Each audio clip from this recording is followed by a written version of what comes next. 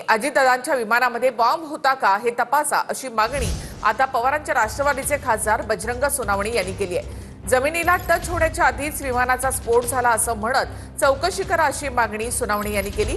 तर अपघात की घात चौकशी करा ही मागणी दादांच्या पक्षातील रुपाली ठुमरे पाटील यांनी केली आहे।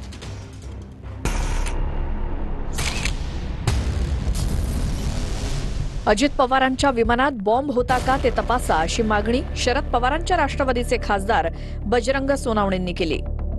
जमिनीला टच होण्याआधीच विमानाचा स्फोट झाल्याचं सांगत सोनावणेंनी या प्रकरणाच्या सखोल चौकशीची मागणी केली आहे।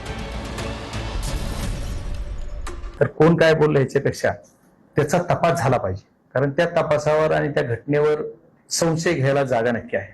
फ्लाईट टच होऊन क्रॅश नाही झालं, नाही त्याच्यात मला जेवढं कळतंय ठीक आहे, तुम्हाला क्रॉस झालं टिल्ड झालं ठीक आहे, पण जमिनीला टच व्हायच्या अगोदरच ब्लास्ट झालाय। इंजिनचा जो फ्रंट पार्ट आहे तिथले लोक उडलेत बाहेर आणि त्याच्यानंतर जमिनीवर टच होऊन स्फोट झालाय, त्याच्यानंतर दुसरा स्फोट दिसतोय। म्हणजे मग ही घटना काय असू शकते, तिच्यात संशय नाही का त्याच्यात बॉम्ब होता का, इंजिन असं ब्लास्ट झालं। दादा घरी येऊन किती वाजता निघाले, देवगिरीहून एअरपोर्टला कधी पोहोचले, एअरपोर्टवरून म्हणजे घरी येऊन निघालेला सीसीटीव्ही फुटेज असला पाहिजे। दादा कुठल्या गाडीने आले, कोणता ड्रायव्हर होता, त्याच्यानंतर ते फ्लाईटमध्ये कधी बसले, फ्लाईटमध्ये बसतानाचा एअरपोर्टला सगळे सीसीटीव्ही आहेत। एअरपोर्टला एंट्री केल्यापासून त्याच्या गेटला वर फ्लाईटमध्ये चढेपर्यंत सीसीटीव्ही फुटेज समोर आले पाहिजे। अजित पवारांचा अपघात झाला की जाणीवपूर्वक घात करण्यात आला याची चौकशी करण्याची मागणी रुपाली ठोंबरे पाटील यांनी केली। हा अपघात आहे का घात आहे याची डिटेल्स मध्ये उच्चस्तरीय चौकशी होऊन ती चौकशी सगळ्या महाराष्ट्राच्या जनतेसमोर येणं गरजेचं आहे। देवेंद्र फडणवीस साहेबांना सुद्धा माझी विनंती आहे, आम्ही पंतप्रधान मोदी साहेबांना, माननीय अमित साहेबांना सुद्धा विनंती करतोय की उच्चस्तरीय ही चौकशी करून सांगावं हा घात आहे की अपघात आहे। काँग्रेस नेत्यांनीही अजित पवारांच्या मृत्यूची चौकशी करण्याची मागणी केली। या प्रकरणात कुणालाही क्लीन चिट देण्यात येऊ नये असं सपकाळ आणि पटोलेंनी म्हटलं। हा जो संभ्रम आहे मोठ्या प्रमाणात याच्यावरची चर्चा सुरू झालेली आहे की हा घात आहे, अपघात नाही, हे खऱ्या अर्थानं काय वस्तुस्थिती आहे तिन्ही राज्याच्या समोर आहे। मुख्यमंत्र्यांनी आणि किंवा केंद्रीय मंत्र्यांनी याची भूमिका स्पष्ट केली पाहिजे। पार्थ पवारांना जशी क्लीन चिट देऊन टाकली तशी विमान अपघाताची क्लीन चिट देऊन मोकळं न होता त्याची सखोल चौकशी करावी ही आमची मागणी आहे। विमान अपघातात नक्की त्याची सखोल चौकशी व्हावी। संशय हा घोघावतोय, अनेक प्रश्नांची उत्तर मिळत नाहीये आणि एक लोकनेता गेल्यानंतर त्याची पारदर्शक पद्धतीने चौकशी झालीच पाहिजे। नाही, हर्षवर्धन सपकाळ हे विरोधी पक्षात असल्यामुळे ते विरोधकांची भूमिका सतत त्या ठिकाणी मांडत असतात। ह्या संदर्भात क्लीन चिटचा विषयच येत नाही, जी दुर्दैवी घटना झाली त्या संदर्भात योग्य चौकशी होऊन योग्य त्या ठिकाणी कार्यवाही करण्यात येईल। दरम्यान पुणे सीआयडीनं अजित पवारांच्या विमान अपघाताची चौकशी सुरू केली आहे। अजित पवारांचे ओएसडी अनिल ढिकले यांचा जबाब सीआयडीकडून नोंदवला जाणार आहे, तर सीआयडीनं अजितदादांचे खासगी सचिव अविनाश सोलवट यांचा जबाब नोंदवलाय। तर सुनेत्रा पवारांच्या शपथविधीवरून शिंदेच्या शिवसेनेच्या नेत्यांकडून प्रश्न उपस्थित केले जात आहेत। दादांची राख विझली नव्हती, सुनेत्रा पवारांना शपथ घ्यायला लावली आणि तटकरेंचं गलिच्छ राजकारण सुरू असल्याचा आरोप रामदास कदमांनी केलाय। दरम्यान शपथविधीचा वाद निरर्थक आहे, चुकीचा आहे असं मुख्यमंत्री फडणवीसांनी म्हटलंय। सुनेत्रा पवारांच्या शपथविधीवरून शिंदेच्या शिवसेनेच्या नेत्यांनी प्रश्न उपस्थित केलेत। अजितदादांची राख भिजली नव्हती तेव्हा सुनेत्रा पवार यांना शपथ घ्यायला लावली अशी टीका रामदास कदमांनी केली आहे। दादांच्या मृत्यूनंतर सुनील तटकरेंनी गलिच्छ राजकारण सुरू केल्याचंही रामदास कदम म्हणाले। तर सुनेत्रा पवारांच्या शपथविधीचा वाद निरर्थक आणि चुकीचा असल्याचं फडणवीसांनी सांगितलंय। दादा गेल्यानंतर सुनील तटकरेंनी जे गलिच्छ राजकारण केलं शरद पवार साहेबांना श्रेय देण्यासाठी ते महाराष्ट्राला लाजिरवाण आहे। अजितदादांची स्मशानामधली राख देखील विझली नव्हती, शांत झाली नव्हती, असं असताना वहिनींना मंत्रालयामध्ये घेऊन त्यांना शपथ घ्यायला लावला। त्यांना शपथ घ्यायला का 10 दिवस गेले असं तर काय झालं असतं। तो काही वादविवाद होतोय हा अतिशय निरर्थक अशा प्रकारचा आहे, अतिशय चुकीच्या अशा प्रकारचा आहे। प्रत्येक व्यक्ती केवळ स्वतःचं राजकारण याच्यात कसं पाहता येईल हा प्रयत्न करतोय, हे अतिशय चुकीचं आहे। अशा प्रकारचं खालचं राजकारण बंद झालं पाहिजे। मंत्री उदय सामंत आणि संजय शिरसाट यांनीही सुनेत्रा पवार यांच्या शपथविधीवरून प्रश्न उपस्थित केले आहेत. सुनेत्रा वहिनींनी उपमुख्यमंत्री होणं त्याच्यामध्ये कोणाला वाईट वाटलं असेल तर अजिबात भाग नाही, पण इतक्या लवकर का झालं, हे करायला लावलं का किंवा कोणी करून घेतंय का, अशा पद्धतीच्या शंका आम्ही करत नाही आहोत. त्या महाराष्ट्रातल्या जनतेच्या लोकांच्या मनातल्या शंका. दुःखद घटना घडली ना तर इतक्या लागोलग शपथविधी होणं हे सर्वसामान्य माणसाला पटलेलं नाहीये, म्हणून मी त्यावेळेला ते केलेलं, माझी भावना जी होती ती मी व्यक्त केली.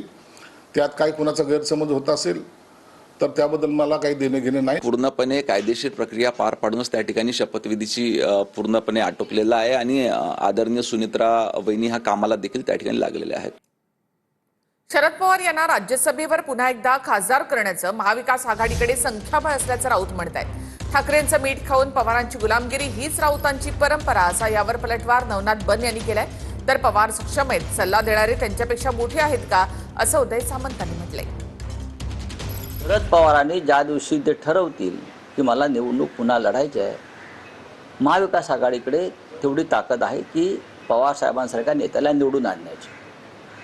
आमच्याकडे तेवढी मतं जरूर आहेत. आता देवेंद्र फडणवीसजी किंवा इतर काही लोक त्यांनी कितीही त्याच्यामध्ये अपशकुन करण्याचा प्रयत्न केला, विशेषतः दिल्लीतून, तरी तो यशस्वी होणार नाही. ज्या पद्धतीनं संजय राऊत शरद पवार साहेबांची गुलामी करण्याचा प्रयत्न करतात, उद्धवजी ठाकरे यांना अडचणीत आणण्याचा प्रयत्न करतात, त्यामुळे ज्यांचं मीठ खावं त्यांची चाकरी करावी एवढं संजय राऊतांनी ध्यानात ठेवावं. त्यांनी राज्यसभेमध्ये यायचं न यायचं ह्याला सल्ला देणारे ज्यांनी सल्ला दिलाय ते तरी मोठे आहेत का किंवा मी मोठा आहे का, त्याच्यामुळे हा पवार साहेबांचा वैयक्तिक प्रश्न आहे, त्यांच्या पक्षाचा प्रश्न आहे. आपण किती मोठ्या लोकांना सल्ले देतो याचं भान काही लोकांना असलं पाहिजे. पवार साहेब सक्षम आहेत. एप्स्टेन फाईलमध्ये मोदींचं वारंवार नाव येतंय असं म्हणत संजय राऊतांनी मोदी सरकारवर निशाणा साधलाय. तर आम्ही पाटकर फाईल काढली तर तुम्हाला तोंड दाखवता येणार नाही असं उत्तर नवनाथ बन यांनी दिलंय. सेक्स कांडामध्ये अडकलेल्या आणि शिक्षा झालेल्या एपिस्टेन बरोबर किती नाजूक आणि मधुर संबंध ठेवून होतं. कशासाठी? हरदीप पुरीनी आपल्या पदाचा गैरवापर करून एपिस्टेनच्या लोकांना भारतात येण्याचा विजा प्राप्त करून दिला. हे मोदींच्या संमतीशिवाय झालंय का? नरेंद्र मोदींचा वारंवार उल्लेख आहे, त्याच्यावरती आम्ही बोलणार नाही. राहुल गांधी सक्षम आहेत बोलायला, पण इतर लोकांची जी नावं येत आहेत मोदींच्या आसपासच्या मंत्रिमंडळातल्या, त्यांच्यावर तरी मोदींनी कारवाई करावी. राऊत, तुम्हाला मला एवढंच सांगायचं आहे की आम्ही जर का पाटकर फाईल बद्दल बोलायला लागलो, तुमच्या पाटकर फाईल्स आम्ही काढल्या तर तुम्हाला तोंड दाखवायला जागा मिळणार नाही.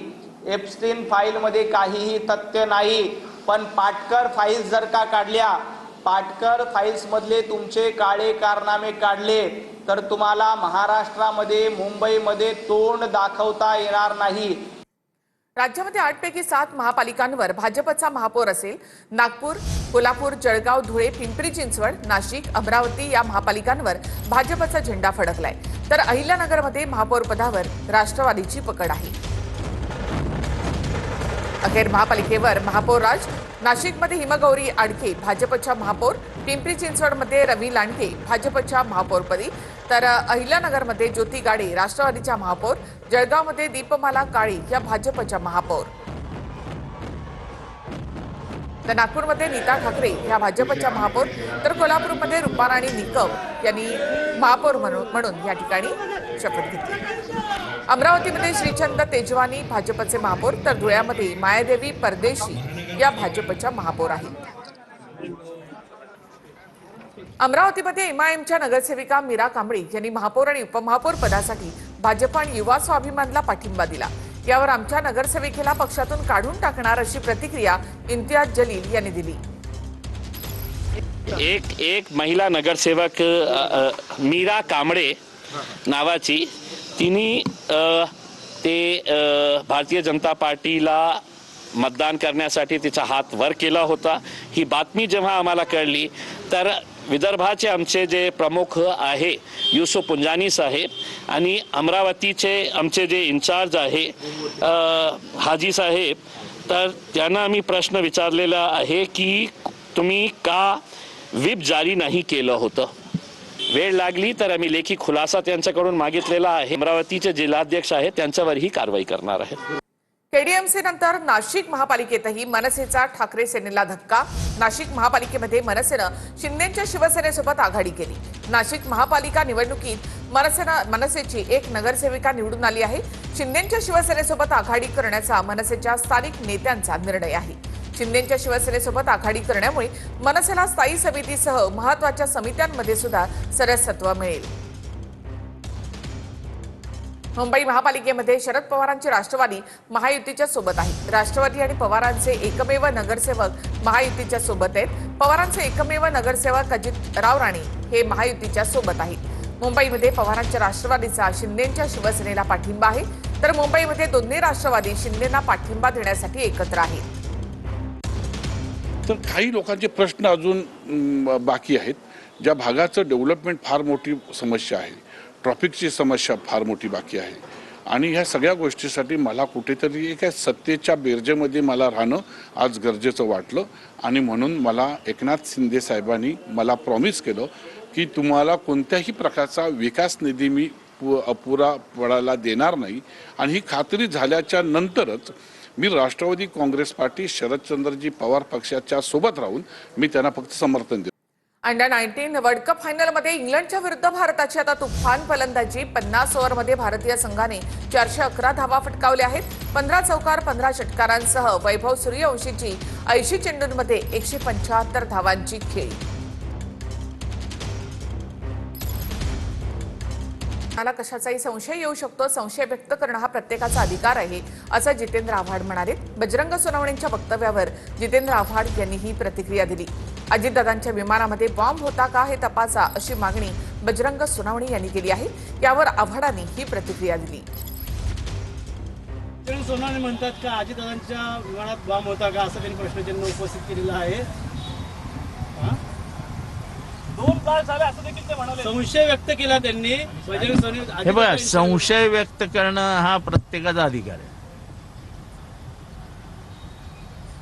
संशय कोणाला कशाचाही येऊ शकतो, त्याला काय करणार आपण. मी चंद्रपूरमधून आहे. चंद्रपूरचे नगरसेवक गटनोंदणीसाठी नागपूर विभागीय आयुक्तालयामध्ये दाखल झालेले आहेत. वडेट्टीवार धानोरकर यांचे नगरसेवक हे गटनोंदणी करण्यासाठी नागपुरात दाखल झालेले आहेत. चंद्रपूरचे काँग्रेसचे 27 नगरसेवक आता एकत्रित गटनोंदणी करणार आहेत. याआधी दोन्ही गटांनी यावेळेस गटनोंदणी केली होती आणि या ठिकाणी आपण बघतो दोन्ही गट एकत्र येत आता गटनोंदणी करतात. याआधी दोन्ही गटांनी वेगवेगळी नोंदणी केली होती, मात्र हायकमांडने त्यामध्ये हस्तक्षेप केला आणि त्यानंतर दोन्ही गटातील वाद मिटला. यावर विभागीय आयुक्तांचा काय निर्णय येतोय हे पाहणं अतिशय महत्त्वाचं असणार आहे.